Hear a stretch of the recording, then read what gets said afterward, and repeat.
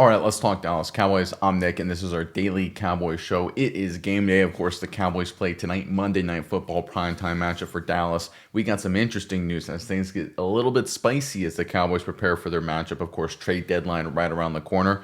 But let's get things started as we always like to on this channel. A little stat of the day, a little palate cleanser, if you will. Without further ado, let's pull up this table I created here because I wanted to talk about a narrative that's been forming. And, I go back and forth on whether I think it's true or not, but the notion is that this Cowboys offense with Schottenheimer and Adams running the show and Prescott playing well, if their defense was just competent, if they were just average, they would be an elite team. And so that got me thinking, well, let's see and go back in time the past decade and find some seasons where the Cowboys had a really good offense and seasons where their defense was pretty good and see how those seasons ended up. And I flagged, of course, the seasons in front of you on the left. You can see 2016, 19, 21, 22, and 23. You can see, and I looked at points per game just to simplify it, right? You can look at yards per game. You can look at EPA. I just wanted to keep it simple. Just, I'm not, taking a hardline stance one way here or the other. I just want to present some data and, kind of chop it up with you guys, see what you guys think about it. But their offensive rank in 16 in terms of points per game was 5th, 19 6th, 21 1st, 22 4th, 23 1st. You can make an argument 22 would have been higher. It's just Dak Prescott missed a good chunk of games. Cooper Rush came in and defense carried the load there, but they got some wins despite scoring not a whole heck of a lot of points. Defensively, they finished 5th in points allowed in 2016, 11th at 19, 7th in 21, 5th in 22, 5th in 2023, and you can see the results there on the right. 13-3 in 2016, exit divisional round. 2019, 8-8, missed the playoffs, and then 3 straight 12-5 seasons, 2 wild card exits and a divisional exit. So you can see there when the Cowboys have had a good offense and a good defense, it hasn't exactly resulted in postseason success. You can go down the list here and you can see, okay, 2 of those years were with Jason Garrett as the head coach. 1 year had Linehan as the OC, 2019, and Kellen Moore as the OC. McCarthy was the head coach in 21-22, of course. Kellen Moore was the OC both of those years. In 23, McCarthy was the head coach, really the play caller. Schottenheimer was the OC, kind of in name only, and just, being a consultant for Mike McCarthy. So I guess when people say that if the defense for Dallas was competent, was just average, they would be a championship team, I think that's more an endorsement of Shoddy and Clayton Adams on the offensive side of the ball when it comes to the coaching, because we've seen stacked offenses for Dallas. We've seen highly productive offenses for Dallas. I mean, look on the screen in front of you, going all the way back to Dak Prescott's rookie season. And there have been other years here, obviously, where the offense was good. 2020, for example, before Prescott hurt, where the defense was really bad. So this is only years where both were good. So I guess the real question for you guys is, if you truly believe that if the defense was better, this would be a championship team, then that's obviously a ringing endorsement of Schottenheimer and Clayton Adams. You're saying that, okay, Shawnee Adams are definitively leaps and bounds above Linehan, Kellen Moore, Mike McCarthy, Kellen Moore with Garrett, Kellen Moore with McCarthy later, right? And that may be the case. And I certainly like what Shawnee is doing. I certainly really like what Clayton Adams has done with the running game. But I do think it's interesting because there actually has been some evidence of the Cowboys defense, at least ranked highly in years past with a good offense, where things didn't work out. And I do think that also speaks to the style of football you play. And I think that's a good endorsement, I think, of Shawnee and what they're trying to do in the entire team.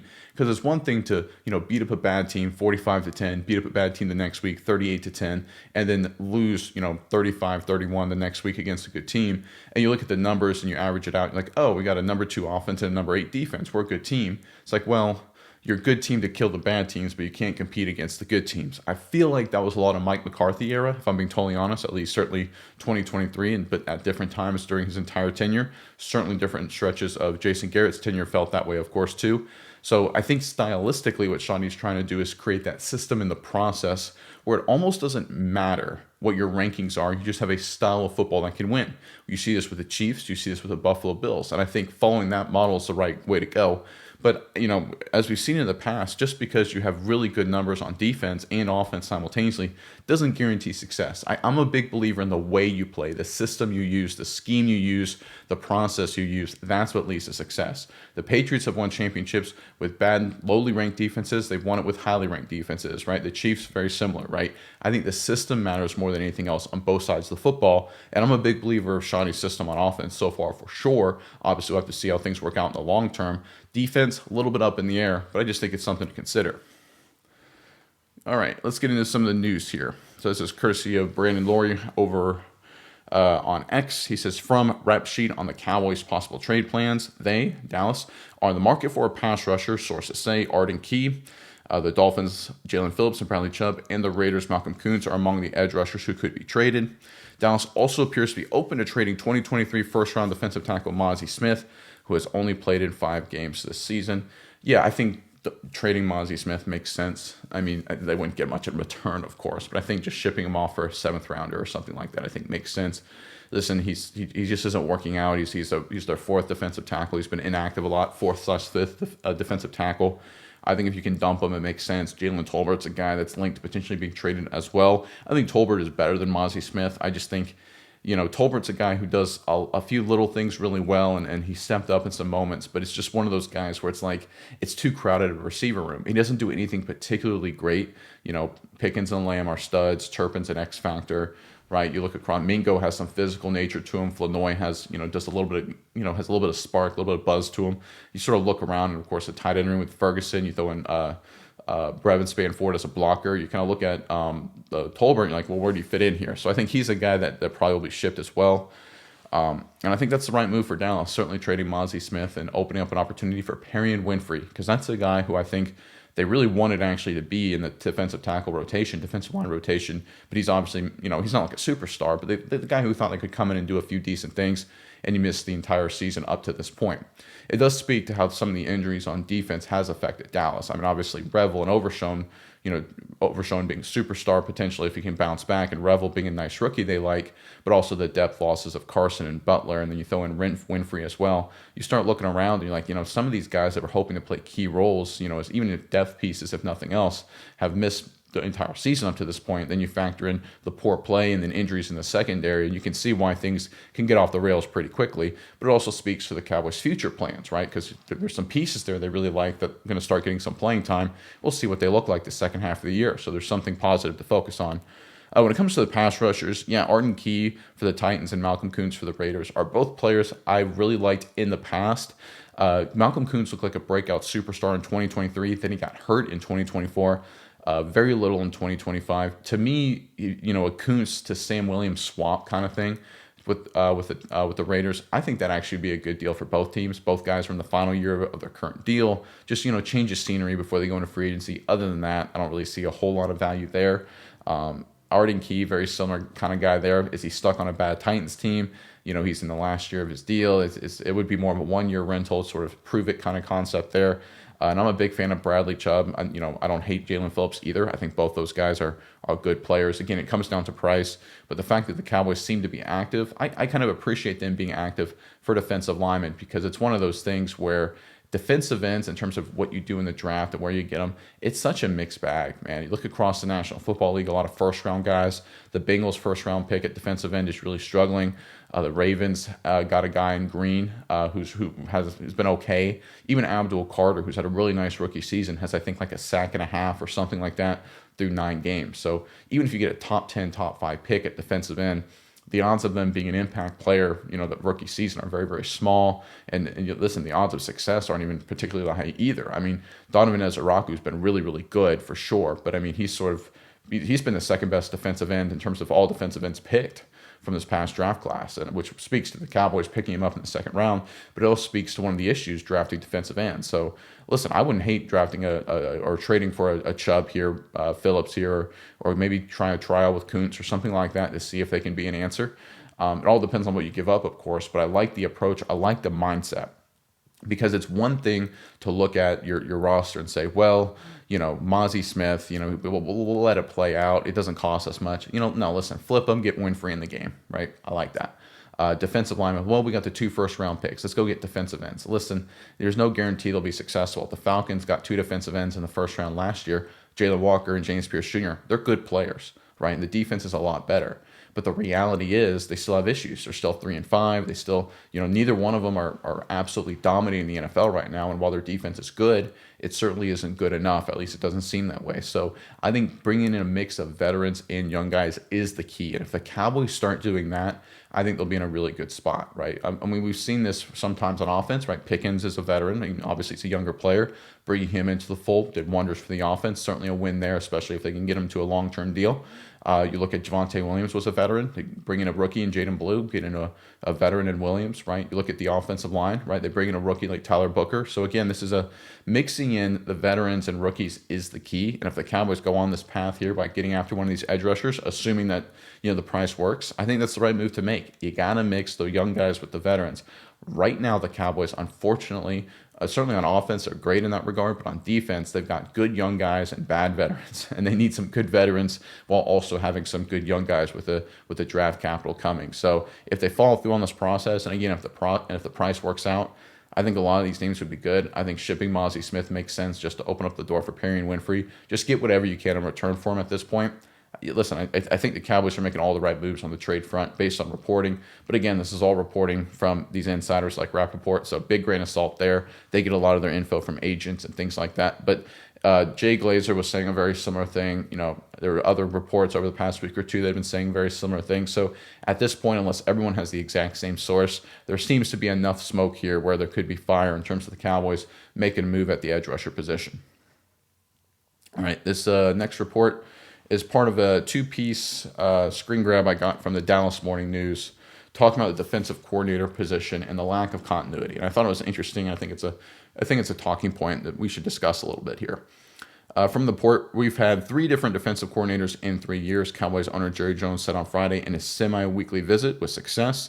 And so while change creates a freshness or new ideas, you also pay the price of giving up continuity.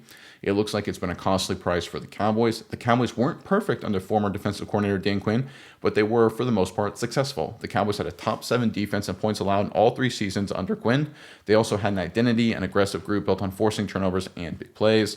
With an identity came draft selections that fit that identity. Quinn's success helped him land the head coaching job in Washington before the start of last year. The Cowboys hired former Vikings head coach Mike Zimmer as their new defensive coordinator. When the Cowboys moved on from Mike McCarthy, they were forced to hire a new defensive coordinator for the 3rd year in a row. That landed on current defensive coordinator Matt Eberflus. So before I get into the defense, I think one of the great unfortunate realities in recent Cowboys history was the success of 2023 in terms of how good Prescott and CeeDee Lamb were, basically powering that team to 12 wins with that offense and those guys playing Lamb at an all offensive player of the year level, Prescott at an MVP level, because that really was a 9-8, 10-7 team that Dak Prescott carried them to 12 wins and a division title, where it just created this illusion of being better than they were.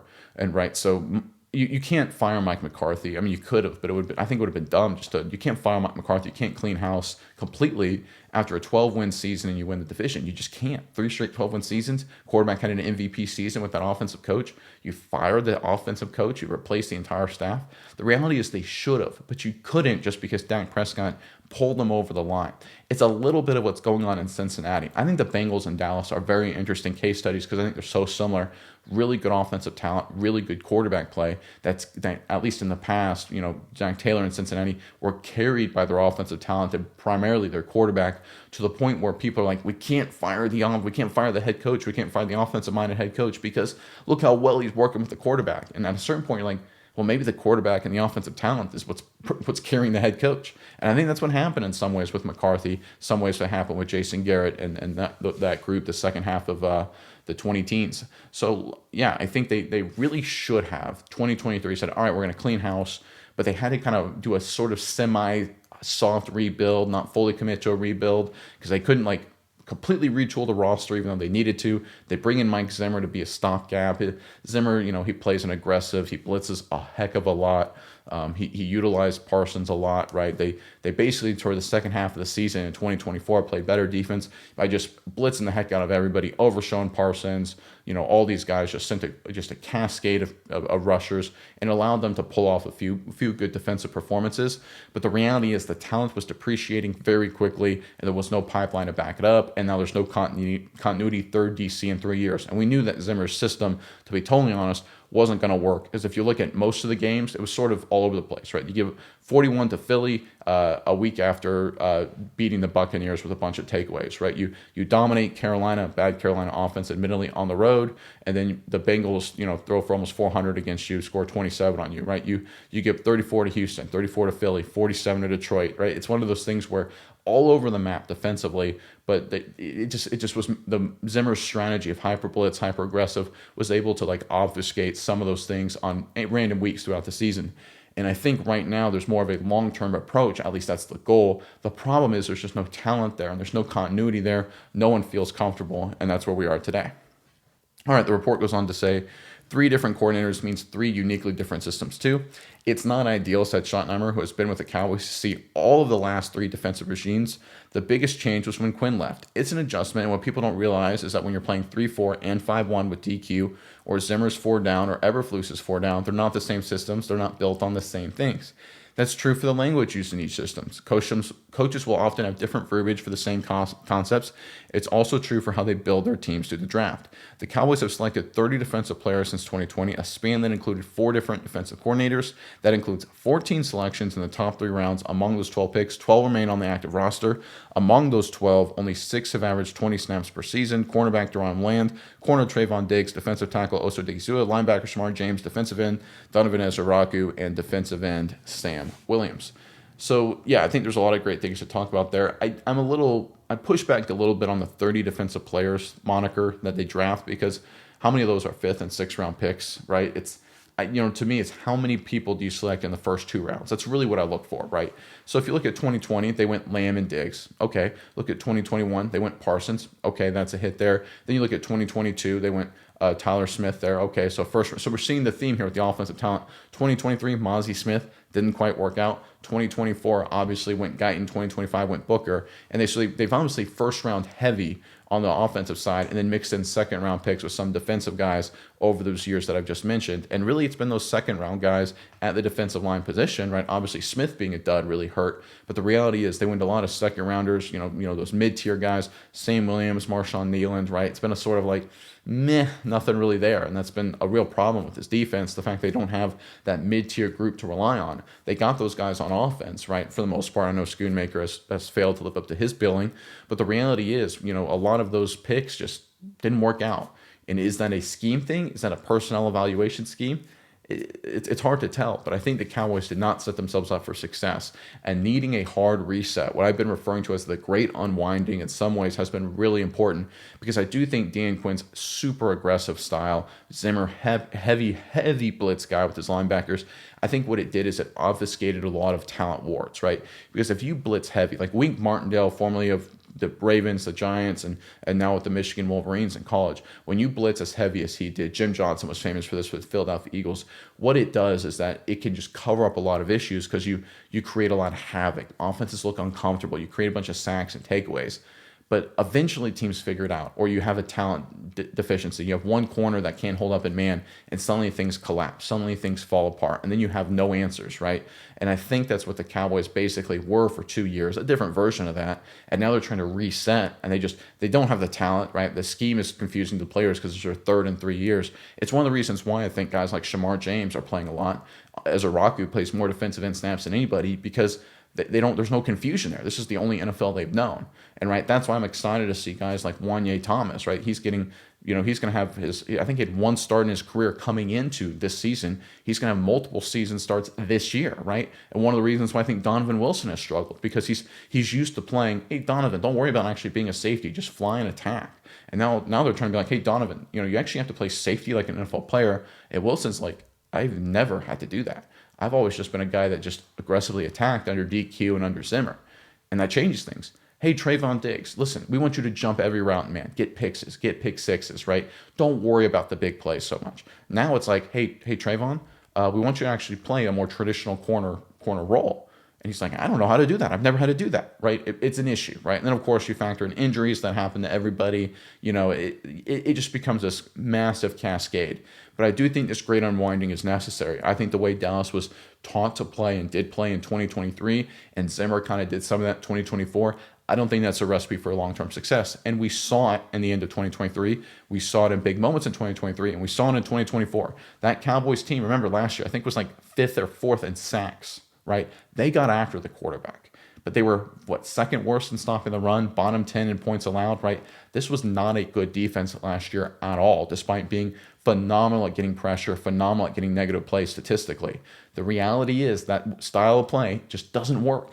You got to be like the Chiefs, right? Even the Eagles, right? They're not the world's greatest in terms of creating a bunch of sacks, right? The Houston Texans are a great defense. They got great pass rushers, but they're good at every level, right? They can play solid zone man across the board at every level. The Seahawks very similar, right? You got to be able to play that style. And is Eberflus the right guy to lead that charge? I'm not 100% sure yet, but I think going back to that Quinn or Zimmer or going back to some of that kind of style, I don't think that's the right answer. We got to unwind the issues that were ingrained in this team since 2023. It's going to take some time, and in the meantime, we're going to see a lot of ugly performances like we've seen so far in 2025, and I think it's going to continue defensively as we just try and unwind everything that happened on that side of the football. All right, this next report here on that theme is from Brett Coleman, who's a YouTuber and analyst, very popular guy. I'm sure a lot of you guys know who he is. He said the Commanders only have one single defensive back that can actually play man, and yet they still insist on playing a lot of man coverage. This obviously referring to the Commanders and their performance last night. The Commanders had 3 straight 20-point defeats. Disappointing season for them, of course, at least up to this point. And it's sort of the inverse of the Cowboys. I mean, obviously the Commanders, Joe Witt's their DC, Dan Quinn's the head coach, runs their DC. And I just want to bring this up to remind Cowboys fans, listen, you go to the other side, things can get the other bad just as quickly, right? You sit there and say, this Cowboys defense stinks. They need to, I wish Dan Quinn or a guy like Dan Quinn or Joe Witt or whoever would be here to fix this. Dan Quinn's in Washington, right? They spend more money on defense in Dallas, right? Based on how their team is currently structured, a big part of that is because Jane Daniels is on a rookie deal, but still spend more money on their defense in Dallas. They're a much more veteran defense in Dallas, right? In terms of age of their players and experience, right? And yet they're having all kinds of issues, scheme issues, personnel matching scheme, right? These problems are not native to Dallas. These problems aren't only in Dallas. We're seeing Dan Quinn, the great turnaround artist that he is, a phenomenal defensive coach, one of the best for sure. He's having issues. Guys, it's just the way it is in the National Football League, right? And again, like I said before, I'm not saying Eberflus isn't without blame. I don't know if he's the guy long term. I don't think he's the problem, though. I think you have to go through this unwinding to figure out what to do long term. And I think now it's all about evaluation. It's about getting Overshown, Revel, Wanye Thomas, right? Ezra Raku, Shamar James, right? These find another defensive end that can be a long-term guy, right? Who's a corner? Reddy Stewart, can he continue to be a key piece, right? You have to go through this process, right, to figure out who can actually play football in a real NFL defense, not Dan Quinn's, hyper-aggressive, attack defense, not Zimmer with his double-A gap blitzes to the cows come home blitzes, like a really just modern multiple defense, like Fangio, like we see from Spagnuolo in Kansas City, McDermott in Buffalo. Gotta play that concept, gotta play that team model, and I think it's going to take some time to figure it out, but I think the track they're on is the right one. Now, is Eberflus the right guy to lead that charge? I don't know. Time will tell. But the grass isn't always greener. I mean, listen, the Commanders right now, if you listen to their fan base, they're like, I thought we had a great defensive team. I thought we had a great defensive coach, right? This is what we hired, right? We can't stop anybody. Couldn't stop Dallas, couldn't stop Kansas City, couldn't stop Seattle. They've got some problems right now in Washington. And again, Witt, Quinn, they were in Dallas 2 years ago. So there's clearly a theme we're seeing here, guys. This kind of one-trick pony that I talk about all the time, it doesn't work in the long term. The Cowboys are on the right track in terms of their thought process. Do they have the right guy to lead it? Do they have the right players? I think the answer to the second question is not yet. The first question is don't know yet. But time will tell for both of those items, certainly when it comes to Eberflus. All right, this next report is courtesy of Joseph Hoyt. This is kind of funny. This was a response to a Diana Rossini tweet talking about, her scuttlebutt she's hearing in terms of trade deadline moves and things like this. And Joseph Hoyt wrote it earlier this week. Cowboys could use some extra running back insurance behind Javonte Williams. Wonder if a Tony Pollard reunion would appeal to some. So one of the things, I'm going to pick on Hoyt for a second, and it's a very common theme, and he's not the only one that mentioned this or reposted this or said, wow, this could be Tony Pollard. Boy, that would be good to have him back. Is that how many often do we hear from Cowboys beat reporters and Cowboys insiders, all the time that one of the problems with Jerry Jones and this Cowboys team in general is they live in the past. Hey, let's bring Zeke back. Zeke is clearly washed up at this point. Rough year with the Patriots. No, let's bring him back. He's still got more juice, right? Live in the past all the time. So-and-so can still play. No, we don't want to move on from him yet because, he's been a Cowboys entire career. He can still play. He can still figure it out, right? A lot of living in the past. Let's bring back Dante Fowler. He was pretty good for us a couple of years ago. Let's rekindle that magic. living in the past, right? It's a fair. I think it's the biggest honestly, it's the most fair critique people level on Jerry Jones and the Cowboys is that they live too much in the past. They look at players, for example, now in 2025 like they were in 2023, right, or 2022. And I'm like, listen, that's not a good answer. You got to look at what they are today.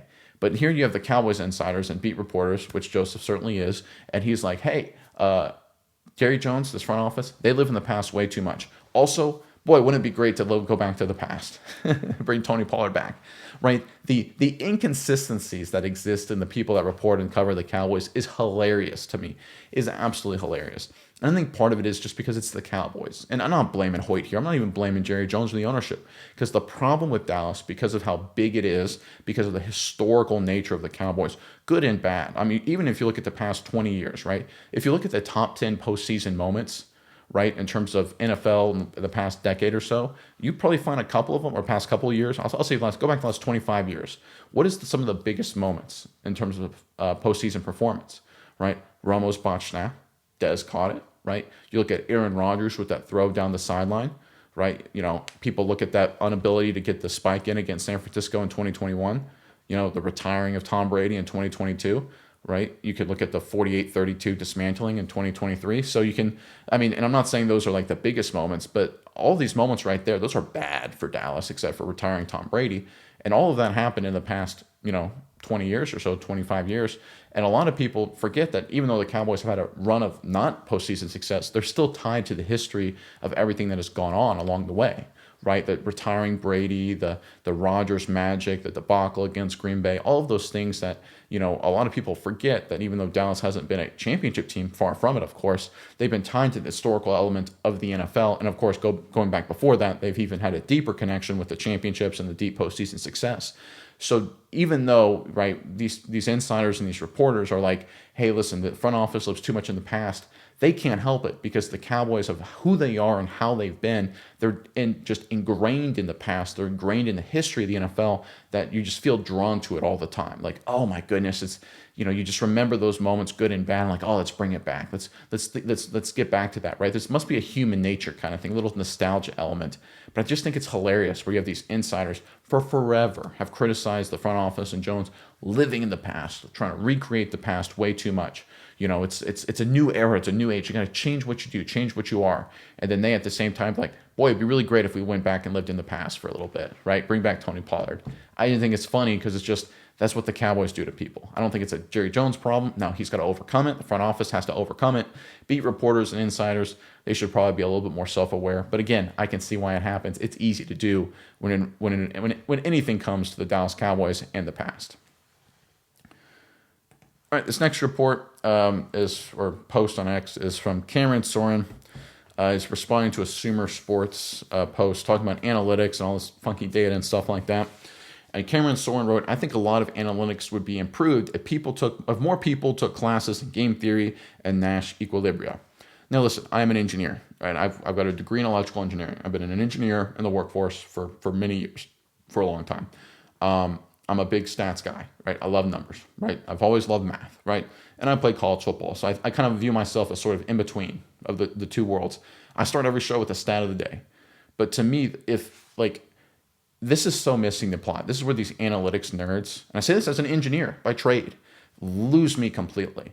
Guys, if you have to sell me on using stats and analytics, if in order for me to get on board, no, take graduate level classes on game theory and the Nash equilibrium, then you'll finally understand how these analytics can help you. I'm like, guys, when push comes to shove, this is a game where 22 superhumans batter each other for 3 hours, right? This is a game that comes down to, can your left guard block their defensive tackle? Can your corner stay with your receiver? Analytics wasn't helping Bridges last week against Denver. He was getting massacred, right? Analytics wasn't helping anything with the Dallas run defense. They were getting massacred against Denver last week, right? That's one of the things where it's like, you'll lose me. Like, no, if you really study the Nash equilibrium and really get into the events, okay, you lost me. Too much. These analytics people, this is sort of the problem, and this is why a lot of former players and a lot of guys I really like Mark Schlereth, for example, big fan of his. I know he's been very critical of Dallas, but I like his approach in terms of how he handles stuff like this, where he's like, listen, it comes down to blocking. Can you block the guy? right? It's like, well, I don't care what the analytics say. Can you block the guy? No, you have to use some numbers because it'll tell you some information. It'll give you some insights. It'll allow you to test hypotheses and adjust hypotheses, scientific method, like I talk about all the time. That's really important. But listen, guys, if I need to like watch 24 hours of MIT lectures on YouTube to understand the analytics concepts, you lose me. You lose me. I just don't think that's how it works, right? And I say that as an engineer. I say this as a guy that took 5 calculus classes in college, right? Right. I'm a guy that's very comfortable with these kind of equations and numbers and mathematical concepts, right? I'm a guy who's lived in that world for a long, long time. And even I'm like, all right, you're losing me. You're losing me way too much. It's one of those things. I think it was Einstein who said this. I may be misquoting him a little bit, but it's like if you can't explain it the way a fifth grader would, or explain it so that way a fifth grader could understand it, you really don't understand it yourself. And I think that's where these analytics folks are going down, right? They're like, no, if you do this, you do that. If you take this approach or run these numbers, it's very, very complicated. But trust me, I can't really explain it to you. But if you do all this work, you'll figure it out, right? If you spend 1,000 hours taking all these classes and read about it and talk about it, you'll see where we're going with this. And I'm like, listen, if you can't explain it to me like I'm a fifth grader, then you can't understand it. You know who said that? Albert Einstein. So come on, figure it out yourselves. And I think that's where the analytics people are. They haven't got to a point where it's actually something they understand themselves, because they never will at its core, because football is a game where 22 humans, superhumans, batter each other for 3 hours, right? That's what the game is at its core. Analytics can help, they can supplement, they can provide analysis. For sure, I'm a big fan of the numbers. A lot of you guys are as well. But at its core, football is 22 men, toe-to-toe. Who wants it more? The Lombardi's trophy is named after a guy who won because he was all about who wants it more, right? Tom Landry invented modern football, essentially, in terms of what he did offensively and defensively. He was all about conditioning. He was all about physical fitness. He was all about, you have to be very strong and powerful, right? He understood you need the players on top of the strategy and the numbers and the thought process, right? Most people going back decades understood that, right? The reality is a lot of people in today's day and age, they sit there and say, no, the numbers will tell you everything. The numbers will tell you 2%. The 98% is the man. That is the most important thing. And these guys here with their analytics and their analysis, and I'm like, listen, you lose me. Right? Make it simple. Make it like a fifth grader can understand, but they can't, because it isn't that simple, because they can't correlate. They can't separate the fact that football was, and always will be a game of will and physical nature, right? And athletic talent, right? They can't separate that fact, right? To them, they have to distill it down to the numbers and in the analytics. It's a reason why Moneyball in baseball, right? Phenomenal approach. There's a reason most teams don't use it, right? They use variations of it, but it never really caught on. There's a reason the Oakland A's never won a World Series with Bean, right? Going back, because it came down to they just didn't have good enough players in the postseason. That's the reality. Just couldn't get it done, right? And look, the Moneyball approach worked. It was really, really smart. They maximized what they could have been, those Oakland A's teams. But the reality is, when it comes right down to it, it's about the dudes. It's about the men behind the face mask. Those are the people that win the games. The numbers are interesting. They're fun. They can supplement. In a close game, maybe they tilt the edge.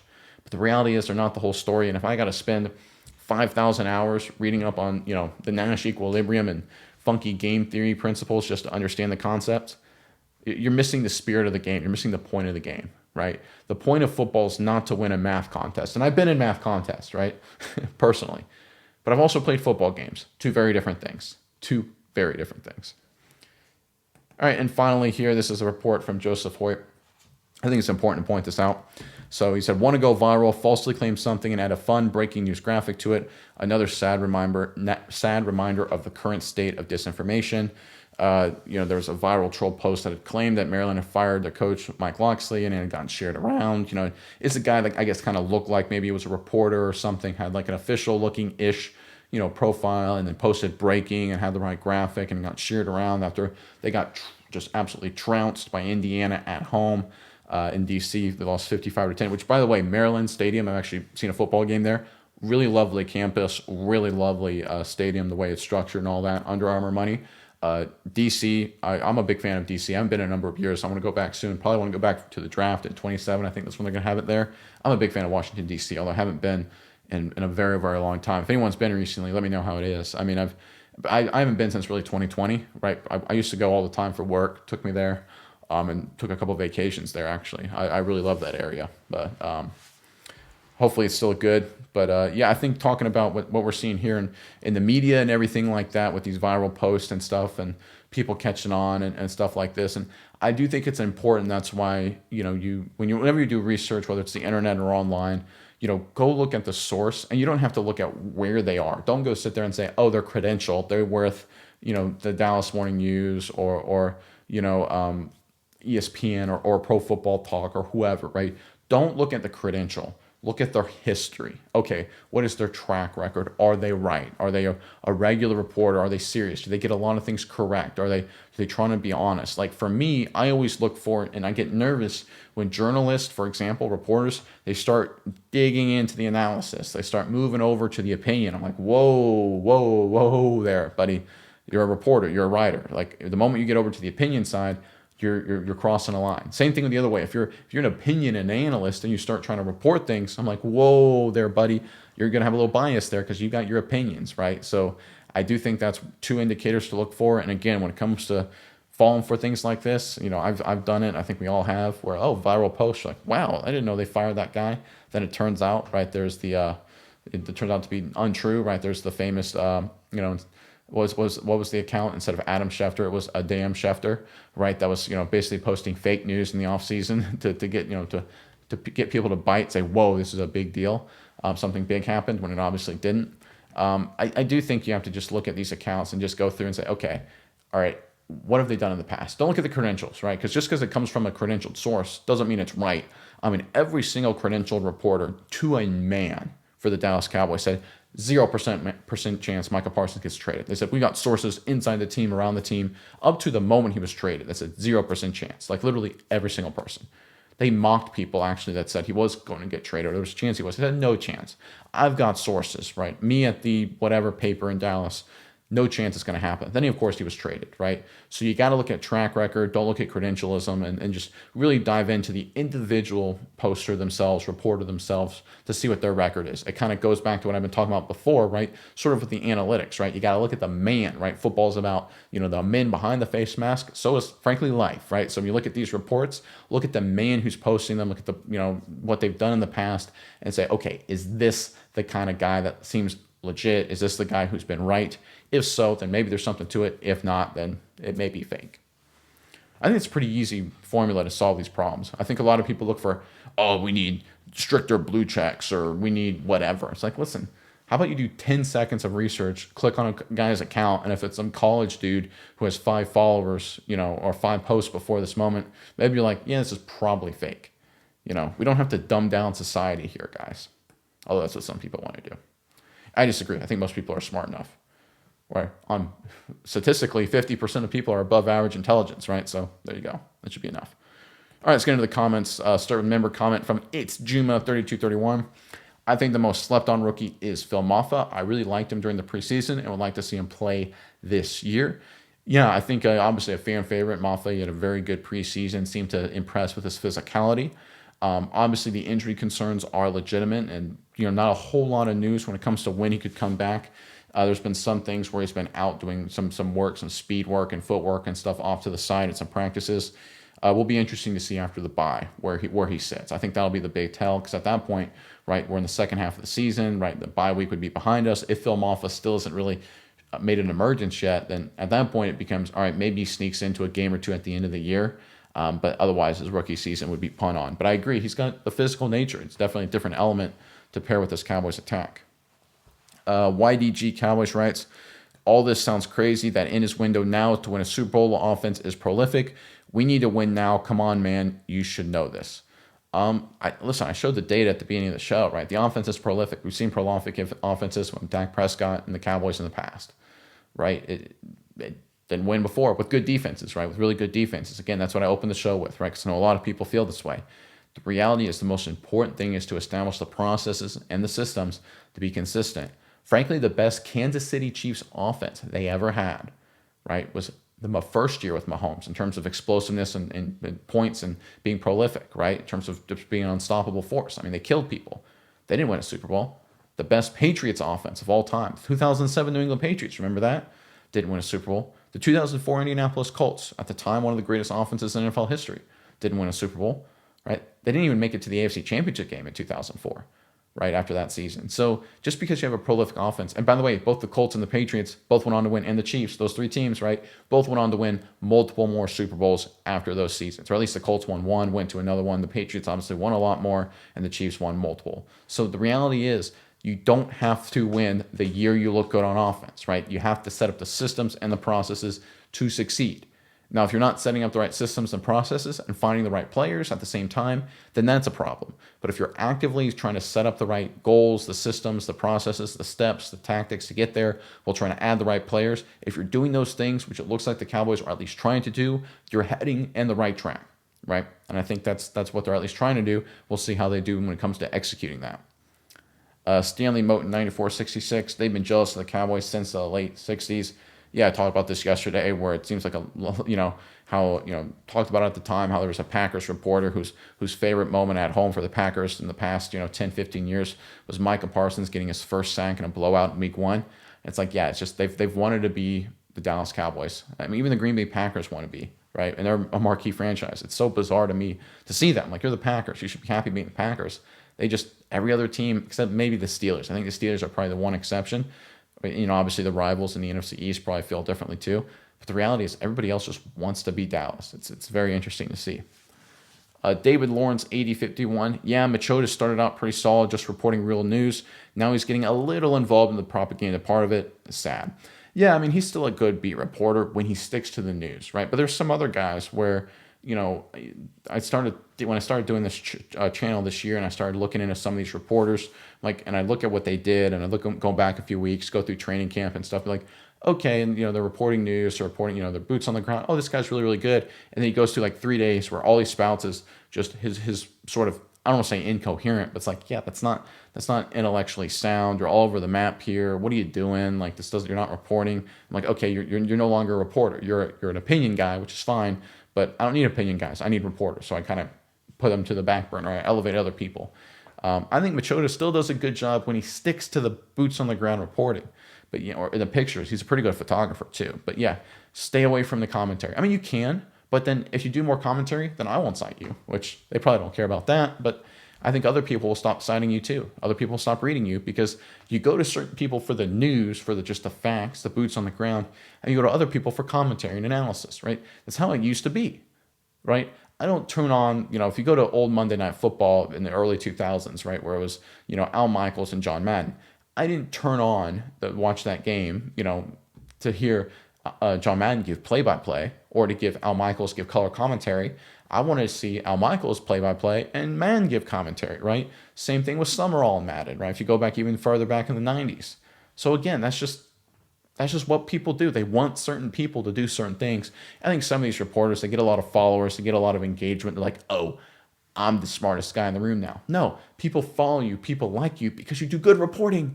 Stick to it. Stick to it. Ed Werder's like this, by the way. The fall of Ed Werder so disappointed me, because I remember him as great reporter. It was like a Sunday NFL countdown, getting Sal Paolantonio in Philly, Ed Werder in Dallas, right? Especially when Philly was playing Dallas. It was like, man, that was something to kind of, it let you know football was about to kick off on Sundays, and now Ed Werder's just fallen off. Now he's sort of a mediocre, he doesn't report anything interesting ever, hasn't this entire year. And he just throws out commentary there that's useless, doesn't provide any value, right? So it's been, Ed Werder's fall has been disappointing, and hopefully Machota doesn't go down that same path as well. All right, let's get into more comments. This is from Justin Levins, 8816. I agree this has been the best process. It seems like they have a lot of good coaches, especially on the offensive side of the ball. Some of us Cowboys fans need to temper our expectations.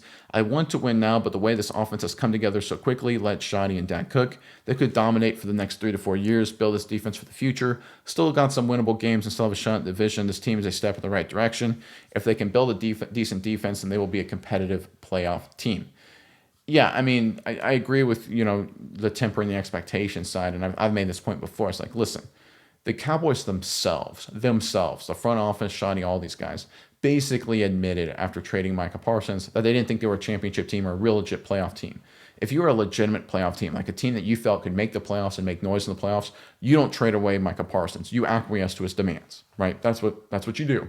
right? That's what the Packers did, for example. They gave Parsons everything they wanted in terms of his contract, right? So again, it's the Packers felt like they were a championship team, like they felt like they were a real legit playoff team. The Cowboys clearly didn't, right? They told that. I've been saying this for weeks and months now. The Cowboys are screaming loudly to the heavens, right?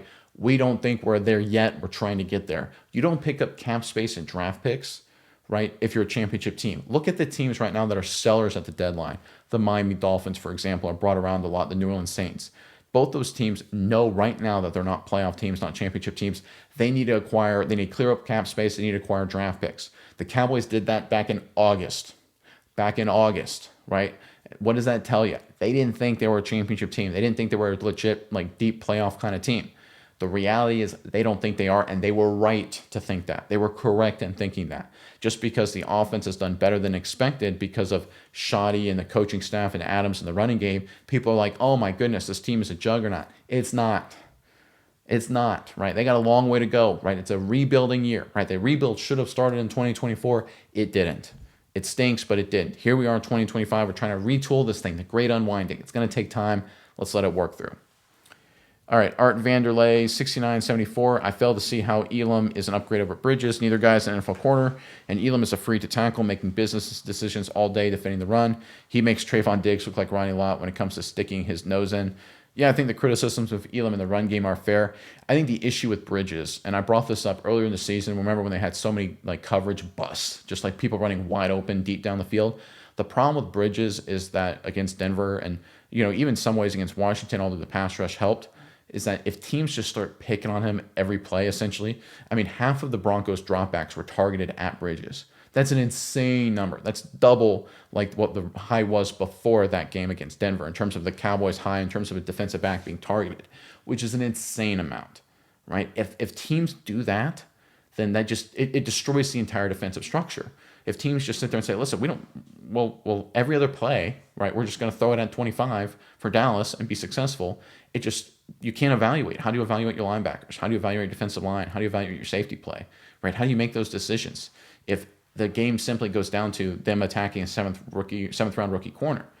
And I think that's why I think they probably want to, if they can, play Elam over Bridges, Stewart play a lot of nickel, and move Deron Bland outside, at least primarily. Obviously, they'll rotate some different packages in depending on the situation, the personnel, and offense. But the reality is, when you have a guy that's that bad and it creates that kind of issue, you can't evaluate anything else. Elam has flaws for sure, undeniably so. He's not a starting caliber corner in the NFL, not even close. But the reality is, if Elam playing means that an offense just throws at him every other play and with success, then you can't do anything else defensively. It just defeats the entire purpose, right, of trying to evaluate and grow players and figure out who can play and who can't. So I think that's why the reason behind that decision, if the Cowboys decide to do that long term, which at least for the short term seems to be what they might do. I hope they do that. Obviously, Revel comes into the fold shortly, and then it will become a moot point. Philip Benefield, Q8F writes, I think both Blue and Easy, talking about Ezraku, will be a lot better once they've had an offseason to bulk up. It seems like the size and strength are the weaknesses at the NFL level. We'd like to see a little bit better vision from Blue and better hands work from Ezzy. Don't disagree with anything you said there. Again, it takes time. It does take time. Rookies get better generally, right? So the fact that Ezraku is playing as well as he is as a rookie, good sign. Same thing with Booker. Want to see a little bit more from Jaden Blue, of course. But again, the fact that they're coming in and doing a decent job as rookies is pretty good. And they have room for improvement. Like you said, if they get a little bit bigger and stronger, bulk up a little bit, they could get even better. Certainly from Ezraku's perspective. Football Fanatic 1 writes, PFF sucks. I think I was actually citing PFSN, which I don't think is PFF, but I do agree PFF has had a rough season this year. All right, this is from Will the Thrill 478. Disclaimer, outside of Britt Brown, none of us know how injured a player is. Having said that, the Cowboys are way too cautious with injured players. BB's okay for this week, but not last. Why not hold him until after bye week? Thomas is a freaking migraine. Are you kidding me? Imagine if General George Patton was the coach of this team and Thomas showed in training with a migraine. Point I'm making, each game is too important to play it safe. They get millions to play, so freaking play. So the issue with Wanya Thomas with the migraine was, I think it was vision, right? He couldn't see. He had blurry vision, right? And I've never had a migraine like that, but there are people that have. And it's obviously, if you have blurry vision, you can't play. So it's one of those things where he seems to have not had the issue yet. You want to be precautionary, right? Because listen, blurry vision, I mean, it's not just a Obviously, a terrible play would happen, but it's a health risk for him, other players on the defense, and the opposition, right? It's if you go can't see in the middle of a play, you're just as likely to blow your knee out, I mean, can you imagine this for a second, right? It's a run play. Thomas tries to fill in the hole. His vision goes blurry because of a migraine, and he falls, gets blocked down, rolls up Ezaraku, rolls up Osadigizua, rolls up whoever, rolls up Overshown when he's back and you get an injury there. No, you play it safe, you play it precaution, right? That's just smart. When it comes to BB being okay, yeah, I mean, listen, they felt he was probably 90, 95%. They said, listen, we're not going to push it. There's no reason to. I think that's a smart move, right? I think, listen, if he was really, really close and they just felt he wasn't there, don't push it, man. Don't push it. You're not going to win a championship this year, right? See what Hoffman can do. Let him evaluate, get him more playing time as a backup. And they were doing okay offensively with him for the most part, although he's had a rough few weeks. It's good to have BB back to hopefully clean that up starting at least tonight. The Fluke Cart writes, I got to believe the Cowboys have a useful defense after the bye. Monday night's game seems like more of an experiment than a season game.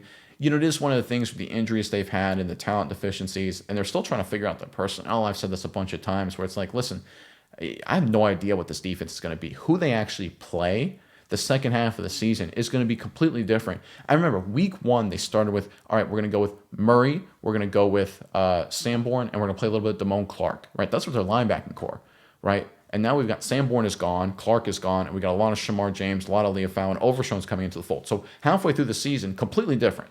If your personnel changes that much from week 1 to after the bye, that's a sign that you're rebuilding, right? How about defensive line, right? Rookie Ezaraku has emerged as the leading snap getter, right, on the defensive end. Okay, they added Jadeveon Clowney, who's getting a lot of snaps. Okay, James Houston getting some more snaps. So again, we're seeing the personnel change radically on the defensive end group, right? That's a sign of rebuilding, right? They started the season off, obviously, Diggs, Bland, and Elam as their corners. They've had a lot of injuries there, a lot of volatility. It has changed dramatically. You're going into a game where guys like Reddy, Stewart, and Bridges are going to play a lot of football, right?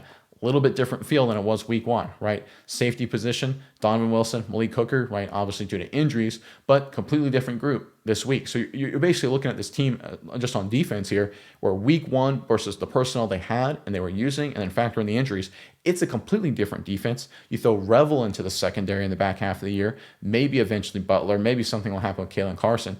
This is going to be a completely different defense every single, basically, week going forward based on what we saw prior to the bye. And listen, I think that's exciting, right? Obviously, there's going to be some bumps.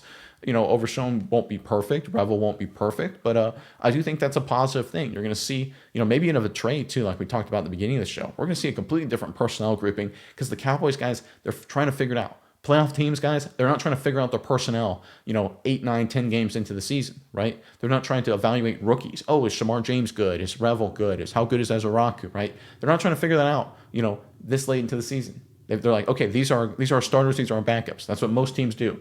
Or like, okay, we need to make a trade to, shore up this position or whatever, right? Not the entire defense. Because the Cowboys, they got to figure it out. It's going to take time. It stinks, but it's going to take time. All right, and this next comment right here, anchors away 98-93. If this defense was middle of the pack, we'd be playing in the NFC Championship. Well, listen, I brought up the data at the beginning of the show.